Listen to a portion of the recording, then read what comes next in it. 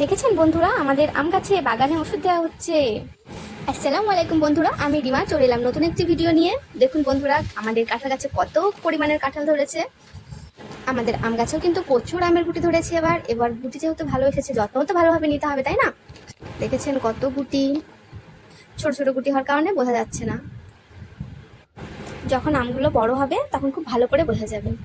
পুরো গাছ ভর্তি আমের গুটি। ওষুধ দিতে হবে, না হলে গুটিগুলো পচে নষ্ট হয়ে যাবে। দেখেছেন পুরো বাগানটা কত গাছ এবং অনেক গুটি এসেছে, প্রচুর আমও হবে। কিছু কিছু গাছে শুধু পাতায় আছে, কিছু কিছু গাছে খুব ভালো আম এসছে। এই গাছগুলো খুব ভালো আম এসছে কিন্তু বোঝা যাচ্ছে না যেহেতু গুটিগুলো ছোট ছোট। আমার তো মন খারাপ হয়ে গেলে আমি আমাদের বাগানে গিয়ে বসে থাকি এবং সেখানে অনেক সময় কাটাই, আমার মনটা ভালো হয়ে যায়। এখানে আম গাছগুলো ওষুধ দেওয়া হচ্ছে, দেখেছেন এইভাবে ওষুধ দিতে হয়, না হলে গুটিগুলো নষ্ট হয়ে যায়। পা দিয়ে এইভাবে পা দিয়ে স্প্রে করে কাম করতে হয়, পা দিয়ে এবং স্প্রে করে ওষুধগুলো গাছে দিতে হয়।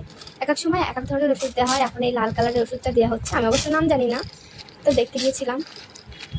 দেখুন বাগানে অনেক ছাগলও ঘুরে ঘুরে বেড়ায়, আমাদেরও ছাগল আছে বাড়িতে।